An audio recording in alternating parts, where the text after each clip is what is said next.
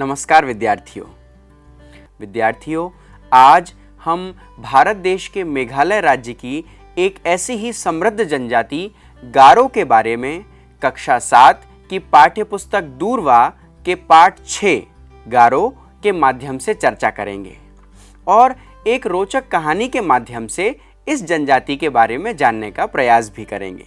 तो विद्यार्थियों, हम शुरू करते हैं गारो जनजाति के बारे में कुछ रोचक तथ्य और उनकी बनावट और बसाहट के बारे में। विद्यार्थियों, मेघालय राज्य की एक प्रमुख जनजाति है गारो।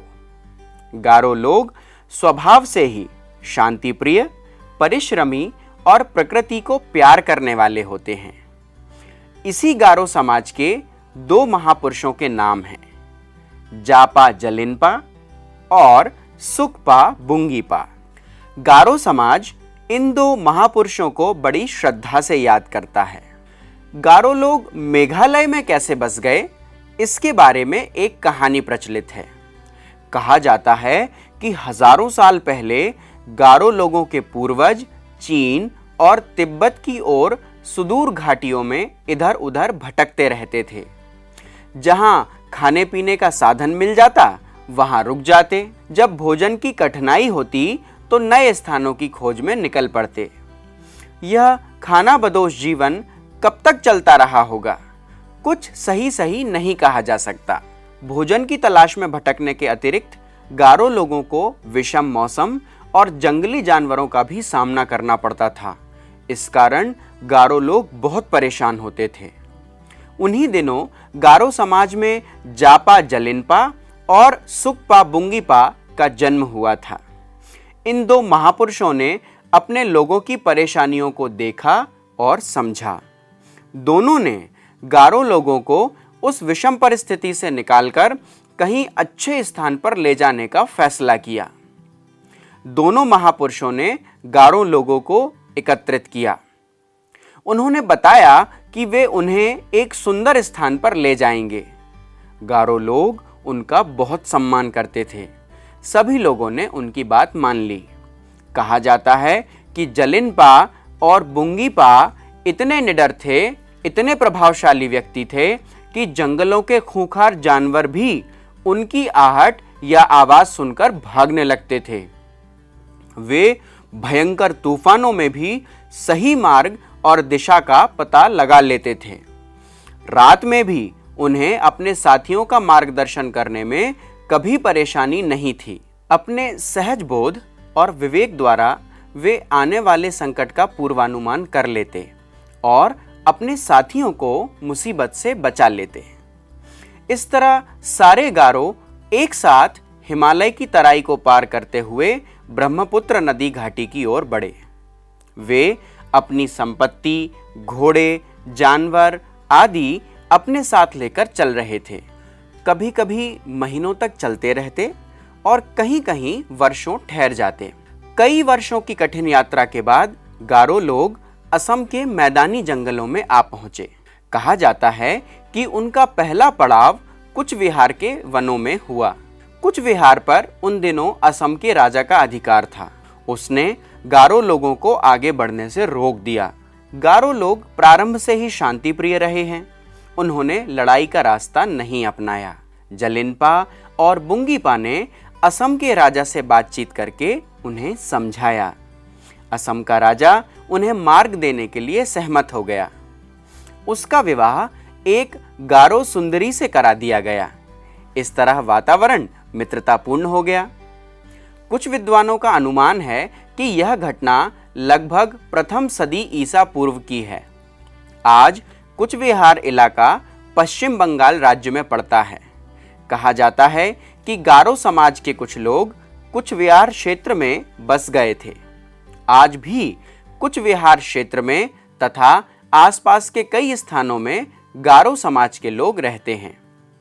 अब जलिनपा और बुंगीपा ने अपने लोगों को गारो पहाड़ी की घाटियों की ओर चलने की सलाह दी। यह घाटी बहुत ही सुंदर थी। यहाँ पहाड़ी झरने, जंगली फूल, फल, जड़ी बूटियां और पशु पक्षी वातावरण को और अधिक आकर्षक बना रहे थे। जमीन भी बहुत उपजाऊ थी। इस कारण उन्होंने वहीं बसने का फैसला किया। आज यह क्षेत्र गारो समाज का मूल निवास स्थान बन गया है। गारो लोग इस क्षेत्र को अपनी पवित्र भूमि मानते हैं। गारो लोग प्रारंभ से ही प्रकृति के विभिन्न प्रकार के संसाधनों की तलाश करना ही अपना मनोरंजन मानते हैं। जंगलों में घूमना, फल फूलों, अन्न, कंदमूल आदि की खोज करना, खेती के लिए उपजाऊ भूमि की पहचान करना आदि उनको शुरू से ही पसंद रहे हैं।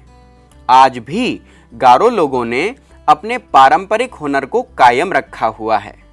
गारो समाज और गारो संस्कृति भारत का गौरव है। गारो समाज आज भी जलिनपा और बुंगीपा को बड़ी श्रद्धा और आदर से याद करते हैं।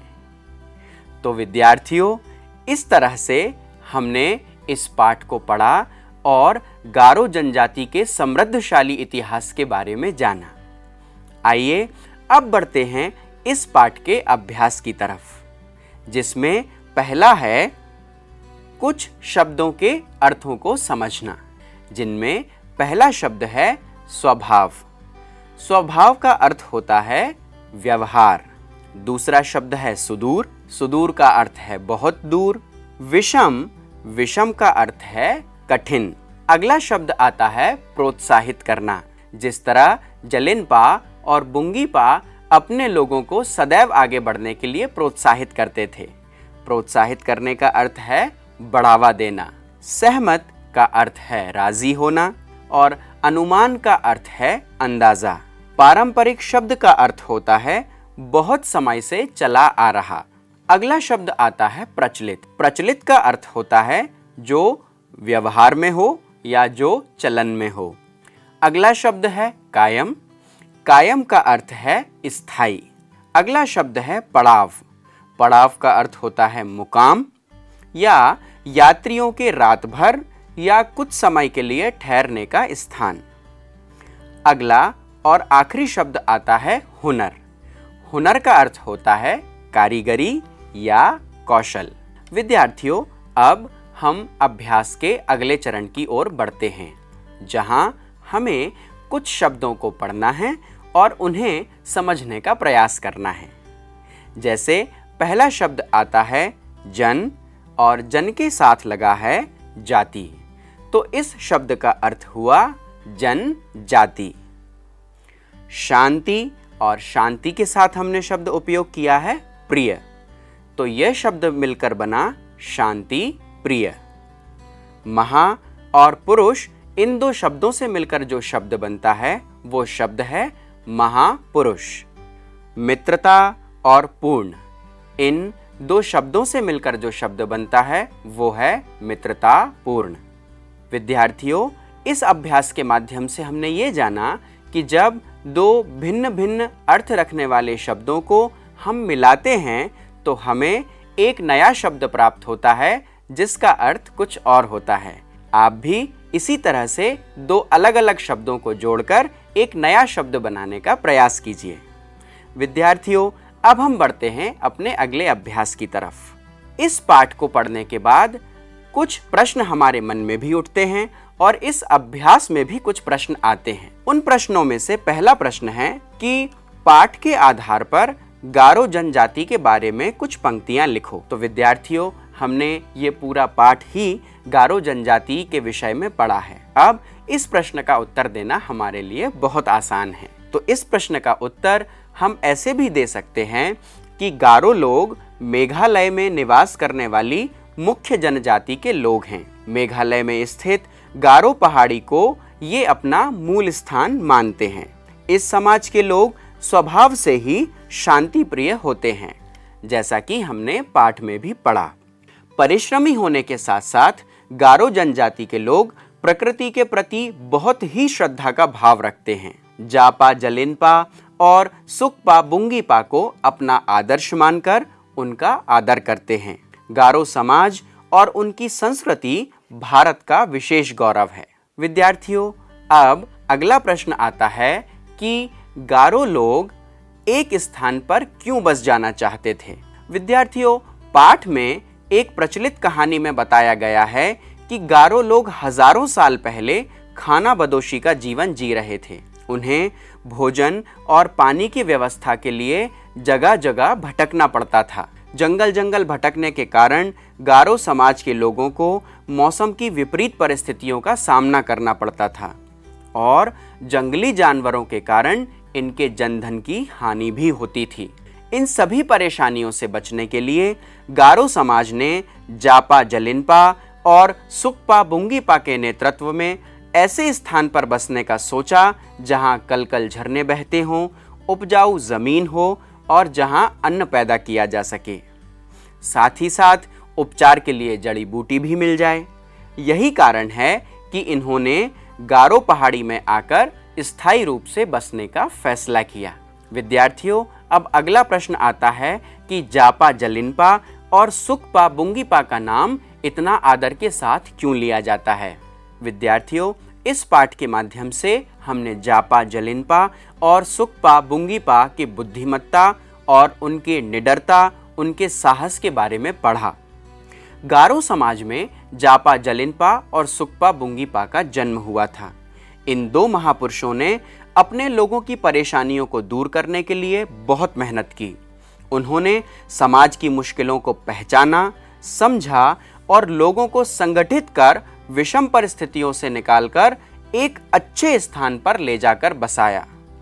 जापा जलिनपा और सुकपा बुंगीपा दोनों बड़े ही निडर, साहसी और प्रभावशील व्यक्ति थे।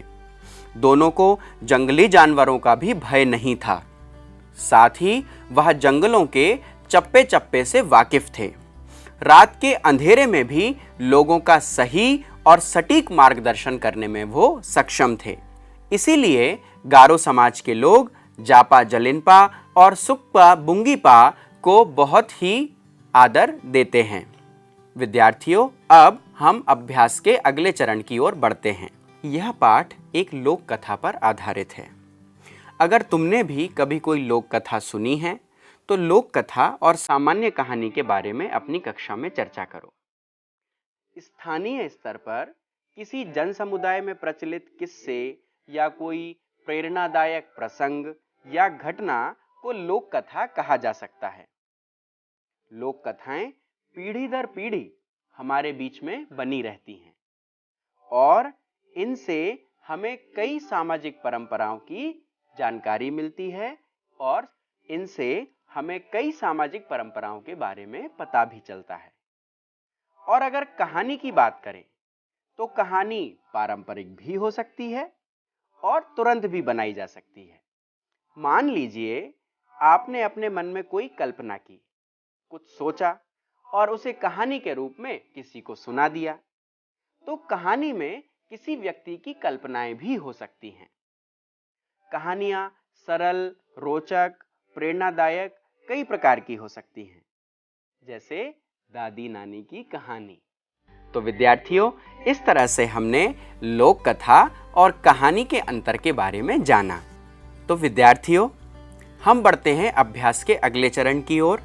तो आप जल्दी से अपनी कॉपी पेन उठा लीजिए और इन प्रश्नों को अपनी कॉपी में नोट कीजिए जिनका उत्तर आपको ढूंढना है। जिनमें से पहला प्रश्न है, गारो पहाड़ किस प्रदेश में है? मानचित्र पर उस प्रदेश का नाम लिखिए। तो विद्यार्थियों, हम इस पाठ के माध्यम से ये बहुत अच्छे से जानते हैं, लेकिन इसे लिखने का काम आपको करना है। अगला प्रश्न आता है कि अपने प्रदेश या किसी अन्य राज्य की जनजाति के बारे में पता करो, उसके बारे में भी अपनी कक्षा में बताओ। विद्यार्थियों, हम अपने आसपास या अपने प्रदेश की किसी भी जनजाति के बारे में आसानी से पता कर सकते हैं। अगर हमें पता करने में किसी प्रकार से कोई परेशानी जा रही है तो हम अपने बड़ों से, माता पिता से या गुरुजनों से इस बारे में पूछकर भी अपनी कॉपी में इसे लिख सकते हैं और इस तरह से भी हम किसी अन्य जनजाति के बारे में जानकारी प्राप्त कर सकते हैं। विद्यार्थियों, अब हम बढ़ते हैं अभ्यास के अगले चरण की ओर, जो कि बहुत ही आसान है। आपको एक उदाहरण दिया गया है और उस उदाहरण के माध्यम से आपको अन्य वाक्यों को बोलने का प्रयास करना है। उदाहरण के तौर पर पहला वाक्य लिखा है, वर्षों तक इस प्रकार यात्रा होती रही। इसको हमें बोलना है, वर्षों तक इस प्रकार यात्रा होती ही रही। ऐसे ही अन्य वाक्यों को भी हमें ही लगाकर उच्चारण करने का प्रयास करना है या ही लगाकर बोलने का प्रयास करना है। तो अगला वाक्य है, सुधा सुबह तक पड़ती रही। इसको हम बोलेंगे, सुधा सुबह तक पड़ती ही रही। अगला वाक्य है, यह पंखा हमेशा आवाज करता रहता है। इसको हम बोलेंगे, यह पंखा हमेशा आवाज करता ही रहता है। अगला वाक्य है, गारो लोगों का खानाबदोश जीवन कई सालों तक चलता रहा। ही लगाकर इस वाक्य को हम बोलेंगे कि गारो लोगों का खानाबदोश जीवन कई सालों तक चलता ही रहा। अगला वाक्य है, सुशील थक कर सो गया। इस वाक्य को हम बोलेंगे, सुशील थक कर सो ही गया। अगला वाक्य आता है, 2 घंटे बाद बस चल पड़ी। इस वाक्य को विद्यार्थियों 2 तरीके से बोला जा सकता है। पहला, 2 ही घंटे बाद बस चल पड़ी, या 2 घंटे बाद बस चल ही पड़ी। तो विद्यार्थियों, इस अभ्यास के माध्यम से हमने ही लगाकर वाक्यों का प्रयोग किया। तो विद्यार्थियों, ये पूरे पाठ को पढ़ने के बाद अब छोटे छोटे से 2 अभ्यास हैं जो आपको घर पर करने हैं, जिनमें पहला अभ्यास है, आपको 3 अक्षर दिए गए हैं, स, श और श। आपको रिक्त स्थानों में इन स, श और श में से कोई एक श को भरना है और ये पता करना है कि कौन सा श इन रिक्त स्थानों में भरा जाएगा। साथ ही साथ अगला अभ्यास जो आपको करना है वो ये कि इन कुछ शब्द आपको दिए गए हैं जिनकी रचना आपको देखना है, जैसे सामाजिक, पारंपरिक। ये शब्द एक प्रत्यय लगाकर, प्रत्यय अर्थात इन शब्दों के अंत में इक का उच्चारण होता है, जैसे सामाजिक, पारंपरिक। ऐसे ही एक प्रत्यय लगाकर 5 शब्द आपको अपनी कॉपी में लिखने का प्रयास करना है। तो विद्यार्थियों, कितना मजेदार था ना ये पाठ, और साथ ही साथ इस रोचक पाठ के माध्यम से हमें एक महत्वपूर्ण जानकारी हमारे देश की गारो जनजाति के बारे में पता चली। तो विद्यार्थियों, इसी तरह की रोचक जानकारी के लिए हम फिर से आएंगे अगले पाठ के साथ। तब तक के लिए धन्यवाद, नमस्कार।